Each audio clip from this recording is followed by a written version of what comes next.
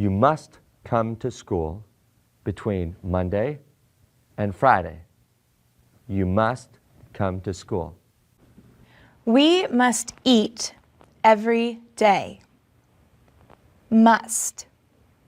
We must sleep every night. I must clean my house every Saturday. I must go to track practice after school. If you have a test tomorrow, what do you have to do tonight? If I have a test tomorrow, I have to study tonight. Good, Teresa. Have and has can be used when something is yours or you're holding it. I have a car. Teresa has a pencil. Have and has are also used when something must happen.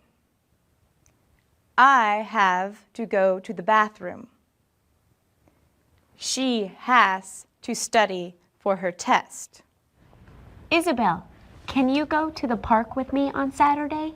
No, I have to clean the house on Saturday. Sam, is it okay to be late to class? No, we have to be in class on time.